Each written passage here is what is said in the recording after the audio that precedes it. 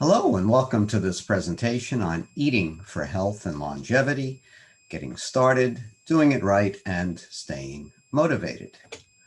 And the first thing you should ask when someone gives a talk like this is, what are their qualifications? Why are they giving this talk? And I'm giving it because I'm passionate about this. I'm a professor of ENT, ear, nose, and throat, otolaryngology at SUNY Downstate Health Sciences University. That's in Brooklyn, New York. Been there for almost 30 years and recently became a diplomat of the American Board of Lifestyle Medicine. I also founded and chair a committee on plant-based health and nutrition at my home institution, where we've been very active, and also work with students in the College of Medicine at the university to advise them in a lifestyle medicine interest group, as well as a nutritional initiative. I've been in practice a long time as a pediatric ear, nose, and throat doc, recognized by Castle Connolly as one of America's best doctors for more than 20 years. But that's not why I'm giving this talk. And, I think the main reason to put credibility in a talk like this is to walk the talk. And I'd like to use myself as an example to start out with. So here I am at age of 2 or 3 years, waddling along, showing off my mid portion and my muscles, clearly destined for greatness as a bodybuilder. But here's what happened. At age 56, put on some weight, and my behaviors were not great. I wasn't eating that well. Activity was limited. Sleep was moderate. I've always been a non-smoker, but really was not doing much to get the exercise I need and reduce stress. And that was reflected in some of my measurements. My weight had shot up to about 160 from being about 140 in college and 130 in high school. Blood pressure was moderate. Blood lipids were not great. And most importantly, I didn't have much endurance, couldn't really exercise much or go far. I doze off during boring lectures or sometimes even during interesting lectures. And when I got colds several times a year, they were bad. They'd last for weeks. Most importantly, I have 3 children who are now grown. And I said, am I conducting my life in a way that I will be around to spend time with my grandchildren? And the answer was clearly no. So some changes were made, and this was the result. At age 62, where now I'm eating a healthy diet, a so-called whole food plant-based diet. We'll talk more about that in a little bit. I'm very active, running quite a lot. Picked this up at age 56 for the first time. Did 3 marathons and 2 half marathons in the past 18 months. And have become more careful about stress reduction, mindfulness, doing things that blow off steam. And the result was a nice weight loss, overall improvement very nicely in my cardiovascular blood markers. Most importantly, I've run a few marathons in under 4 hours and even a half marathon in 1 hour and 40 minutes, which isn't bad for someone age 62. Perhaps best of all is the energy is great. Rare dozing off, micro sleep, really rarely get sick. And when I do, I recover quickly. So a real, I would say, personal success story. And it's that personal success that I want to share with you. And it begins by considering food not just as something we put in our mouths because it tastes good or we want a little satisfaction, but as medicine itself. Quite frankly, our food is killing us. This is no secret. The American diet is awful, and it's become the leading cause of mortality in the United States. More than smoking, more than other bad habits. It really is a problem. And the solution is to have a paradigm shift and not just view food as large portions of tasty stuff we put in our mouth, but as something that helps us survive, thrive, live long, and be healthy. So at my institution, SUNY Downstate in Brooklyn, About 4 years ago, I started a committee on plant-based health and nutrition. And one of the first things we did was to engage the medical staff leadership to develop a position statement on plant-based health and nutrition, shown here, that it emphasizes consuming vegetables, whole grains, nuts, seeds, legumes, and fruits. Legumes, of course, are the beans, such as chickpeas, black beans, red beans, soy products, and also lentils. So that this type of diet can not only prevent and treat chronic diseases, but even reverse them in adults, and that's based on evidence. The diseases for which the most evidence exists include obesity, high body mass index, high blood pressure, type 2 diabetes, coronary artery disease, heart disease, and high lipids in the blood. Very important conditions, especially considering that 70% of Americans are overweight, more than 40% are obese. Diabetes is increasing rapidly. Coronary artery disease is the #1 killer in the US of about 650,000 deaths per year. Hypertension, high lipids, also massive problems. So if you're interested in the rationale and the evidence base, the research supporting this type of a statement, you can go to our website, downstate.edu/plant-based. And on the left-hand side of the screen, you'll see some resources. You can click on a research evidence summary, and that will show you in great detail an up-to-date summary of all the current research that we've found, summarized in clear, plain English. And in that summary, you'll find an executive summary, systematic reviews, randomized trials, a lot of population-based cohort studies from around the world, going back 50, 60 years, that encompass more than 1 million people who have been observed, sometimes for 30, 40 years or longer. Intervention studies. So go seek out the evidence if you're so inclined. You can also visit this site, plantbasedresearch.org, a project related to the Plantition Project. It enables you to look by disease, by any topic, and see the evidence for plant-based or plant-forward nutrition supporting it. So hopefully I've piqued your interest that this is something to pursue. So how do you start? You decided you want to make a change. What do you do? Well, of course, willpower is great. Who doesn't have willpower or want willpower? But I think you also need skill power in addition to willpower. So it's not enough to just want to do something. You need the knowledge. You need the emotional, the medical, the mental, the physical skills to be able to do it. I may want to do 100 push-ups, and quite frankly, I could come pretty close these days, but simply willing myself to do it is not going to accomplish it.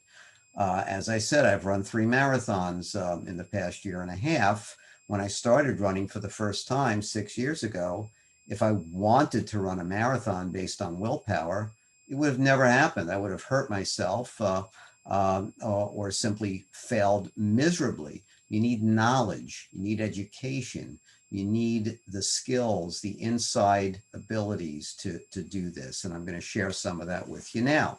You can go to our website, downstate.edu/plant-based. And on the left-hand side, you can click on a tab for a Getting Started guide.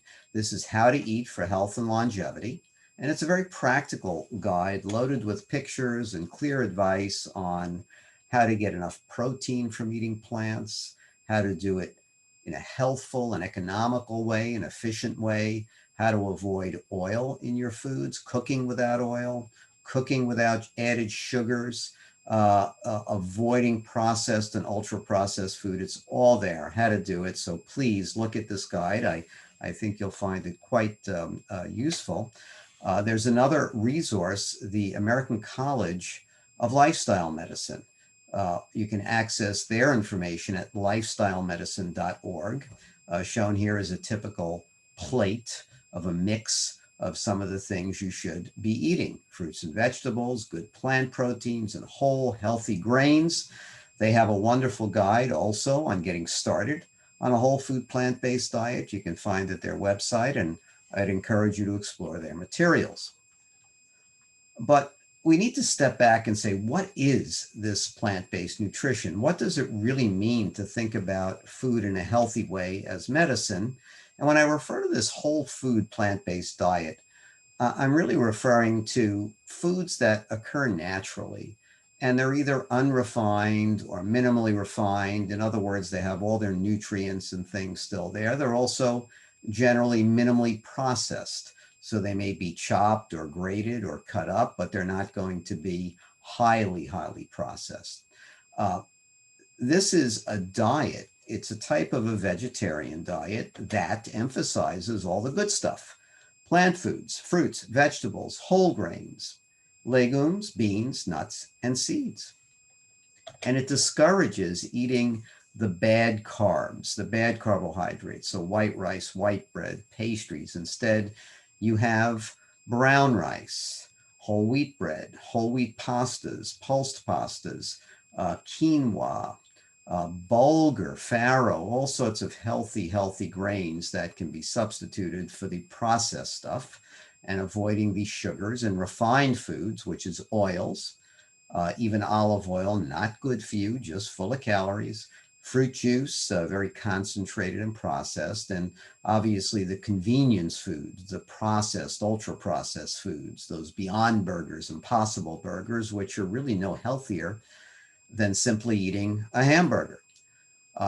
What they do is they're better for the environment, less greenhouse gases in their production, and they avoid cruelty to animals. But as far as health, saturated fats, salt, cholesterol, calories, it's all the same. So you discourage that, and you're going to really minimize or completely avoid, if possible, the animal products such as the meat and eggs and dairy. So that's a whole food plant-based diet.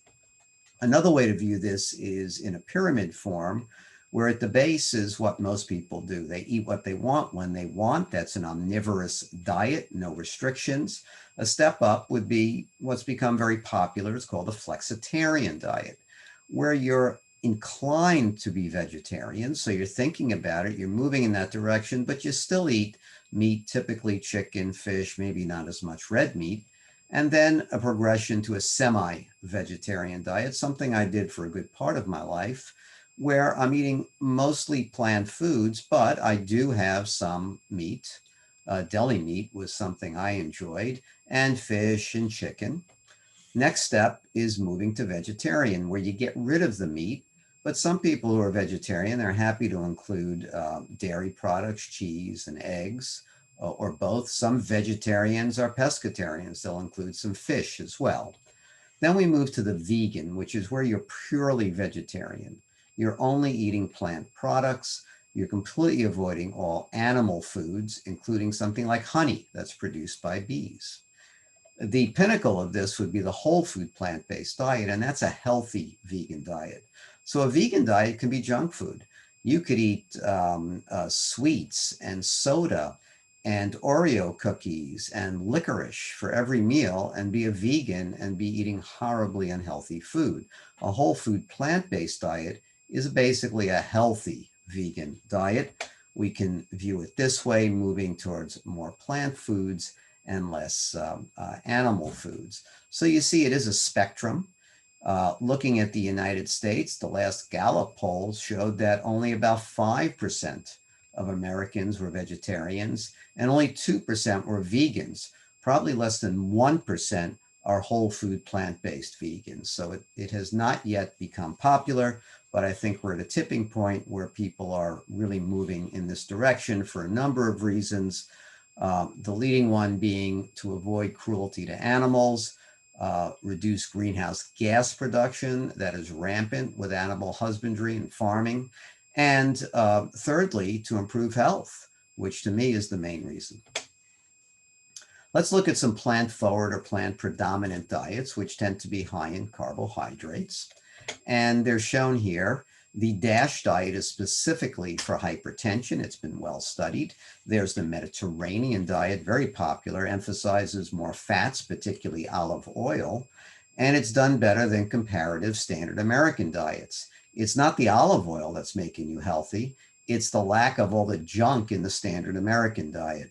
So even better is to get rid of the olive oil. Vegan, as mentioned, is animal products, but you can have a lot of junk food in a vegan diet. The best alternative is the low-fat, whole food plant-based diet. Whole plant-based foods, vegan, minimally processed, tends to be very high in carbohydrate, and that's fine. That is absolutely fine. And this is the type of diet that you would eat to not just live long, but be healthy and potentially reverse things like diabetes, heart disease, other chronic diseases you may already have. So that carbohydrate bears mention. A lot of people, they get very concerned about carbs and carbohydrates, but that's really unfounded. What you should be concerned about are the bad carbohydrates. Looking at data from over 200 studies, we see that consuming lots of fiber in good carbohydrates, as well as whole grains, really reduces substantively your chance of dying from any cause or from heart disease, stroke, diabetes. The people who eat fiber and whole grains tend to have lower weight, better blood pressure, better cholesterol. It really is healthy, especially at 25 to 29 grams of fiber today. More is even better. So it's the quality of the carbs that matters. Eating good carbs is very healthy. Similarly, people will say, well, if I eat only plant foods, how am I going to get enough protein?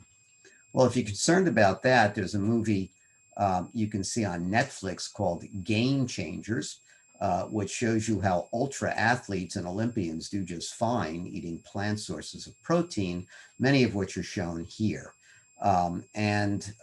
Certainly lentils and soy products like edamame, tofu, tempeh, all the beans, even the lonely potato has a fair amount of protein, as does spinach.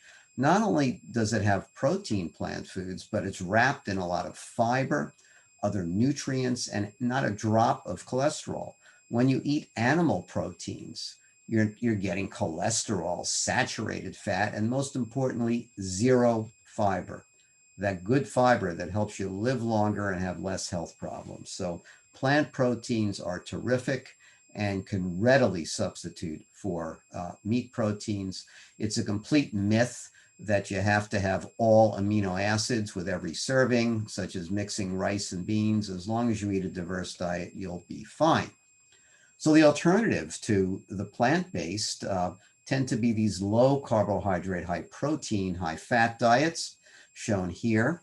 The paleo diet is eating foods before hunting and in the time of hunting and gathering, before farming was really prevalent. So you're drinking bone broth, but you're not eating a lot of grains because they were not present.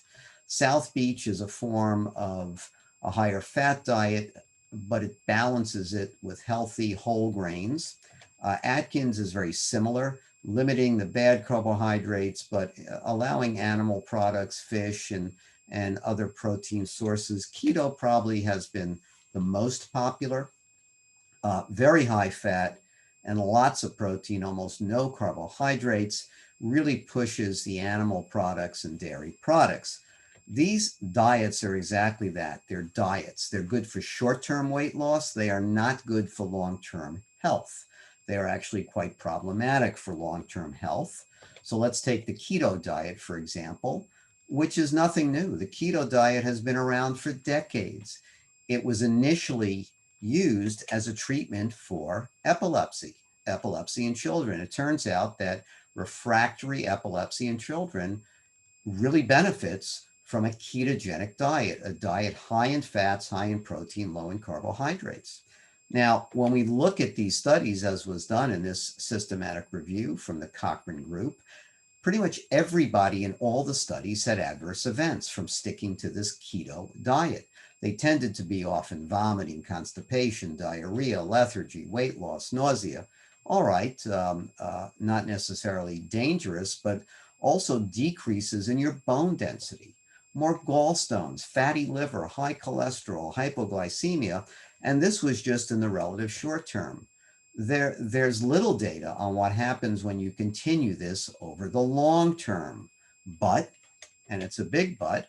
We know that when you take lots of fat into your body, saturated fat, the way it's processed in your gut with your microbiome is that it is converted into free fatty acids that circulate in the body, in the blood, and they end up being deposited where they shouldn't because your body cannot handle it. So your liver gets fatty deposits, your muscle gets fatty deposits, and your pancreas. This has profound effects on how your body responds to sugar.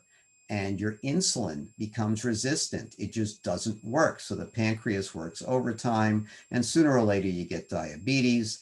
There's problems with these free fatty acids accumulating in arteries and vessels, leading to hardening of the arteries and heart disease. It's a whole cascade of bad effects from eating a lot of fat and free fatty acids. So let's say I've convinced you to stick with the whole food plant-based approach, or at least move in that direction. How do you get started? By setting goals. The system used in lifestyle medicine is adapted from business. It's called SMART. So making goals specific, measurable, achievable, realistic, and timely. So for example, if I wanted to incorporate more cruciferous vegetables, broccoli, into my diet, I might commit a prescription of a cup of broccoli, steamed or roasted, twice a week for the next 6 weeks. And I might add other goals to that. And goals are great, but a goal can be a process or an outcome. An outcome goal would be, gee, I want to lose 30 pounds and I want to run 3 marathons. That's great, but it sets you up to fail. It's really the process that counts. A process goal sets out a plan, things you're going to do. So you're going to transition to this whole food plant-based diet. You're going to have more broccoli. You're going to add in other plant-based foods to substitute for animal proteins, maybe twice a week, 3 times a week, meatless Mondays, fearless Fridays, however you choose to do it, but you're committing to the process. If you commit to the process, the outcome will follow if you stick to the process. If you just simply focus on an outcome, any kink along the way can lead to failure, and often those things are beyond your control. So commit to the process and the outcome will happen.